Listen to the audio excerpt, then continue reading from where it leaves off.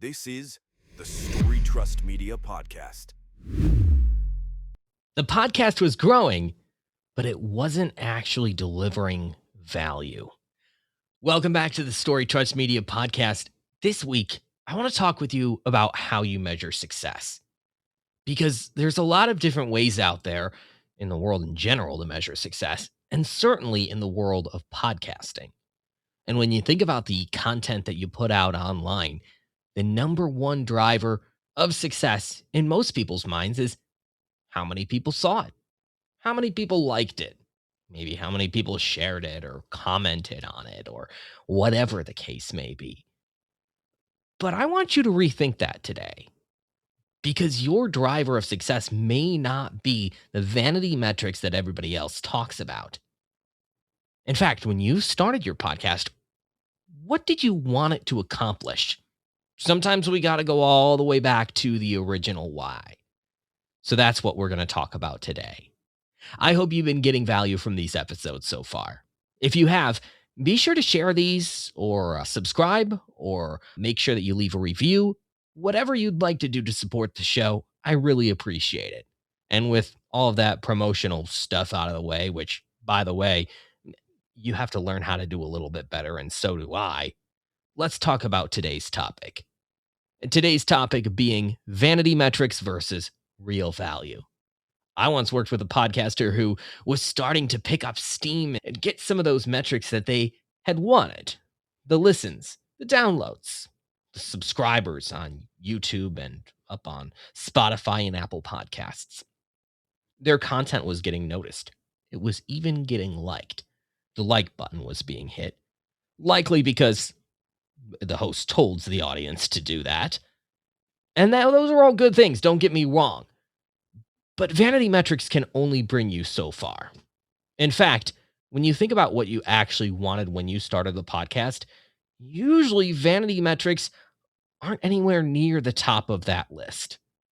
So what is a podcast that brings you value? I like to divide it into three different things here. Three different ways that we think about podcasts and them becoming successful, right? And there certainly could be a lot more than this, right? Don't get me wrong. You could start your podcast with a completely different goal than one of these three different things, but just humor me and follow along here. Number one is to grow your business. That's what a lot of stars want to do when they start their show. Some brands like to do that too. Hey, we're going to start a podcast to try and drive some leads or ultimately drive revenue to our brand, right? And we're going to do that by looking good and sounding good and creating content. I am all for that. But when we do that, we have to remember that while we're measuring the success of our podcast. So I've worked with too many podcasters who thought that 10,000 downloads was some great success. It's hard to, don't get me wrong. That is a success if you set out for 10,000 downloads. But if you set out to grow your business through your podcast, you have 10,000 downloads and no other measure of success, no revenue coming in from your podcast. Did you really meet your goal?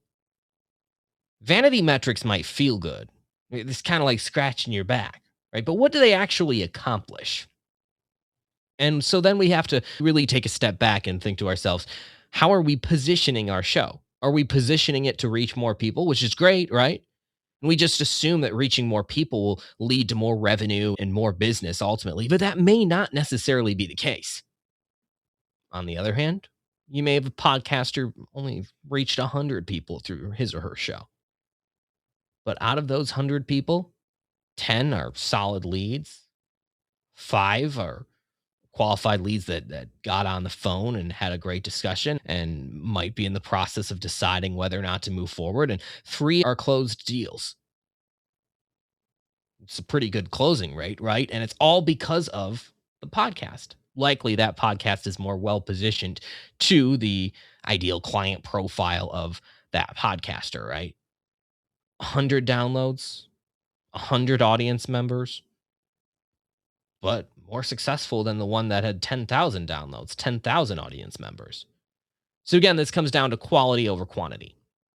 So that's our number one reason. Say you want to grow your business. Number two, say you want to grow your network. You grow your network and build trust with people by simply reaching the masses with your podcast and never even having a relationship with any of the people who listen or watch. It's not usually a good measure of success. So, in that way, it's not really a numbers game. Ultimately, you grow relationships through maybe the people you have on your show, maybe the people that run guerrilla marketing campaigns and do some direct reach out to and send episodes to.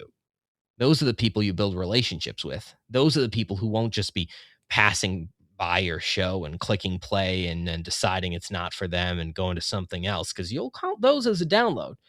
But will you count those as a committed, dedicated listener or audience member?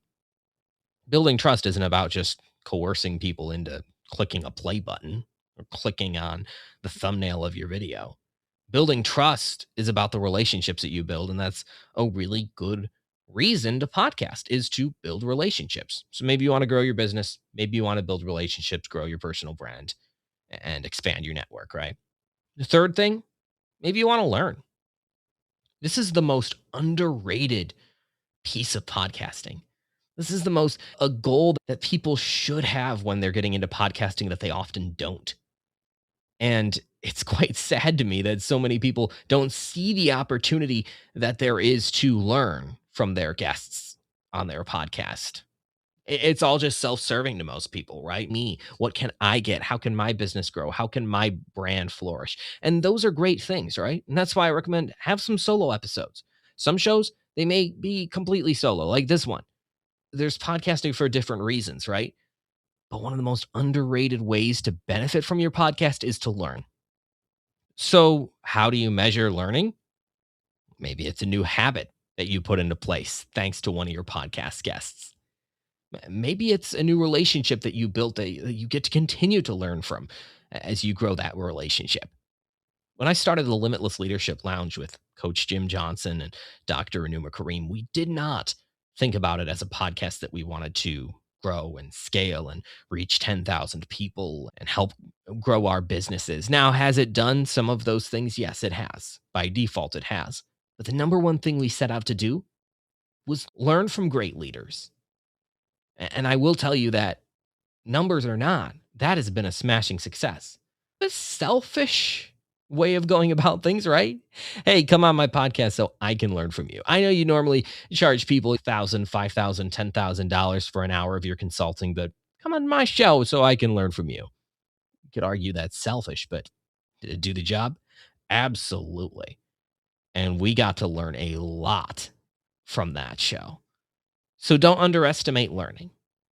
Bottom line is, any of those three things that I just mentioned, the three reasons many people start podcasts. Now, there may be others, certainly, and I welcome you to let me know what they are and tell me why you started your podcast. But again, maybe you want to grow your business. That's the most common one. Maybe you want to expand your network, right? Grow not only your audience, but your network, who you know. Or number three, maybe you want to learn. Any of those three things, no matter how you slice it, vanity metrics aren't really that important, are they? Do your clients care how many people are listening to your show or watching your show? Some people might argue now, Jon, yes, they won't become my clients unless they see that I have a big audience. Do you really think that's true?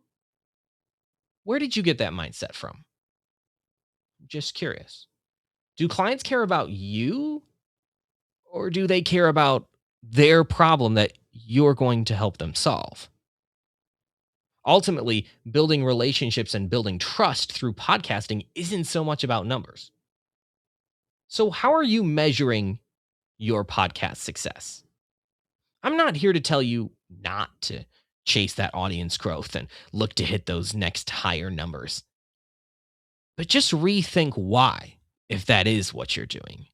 If that is your only measure of success, rethink why. And certainly psychologically, there might be some things. I felt the same way at times where, oh, I want to be validated. I want to be liked. I want to be well known and respected.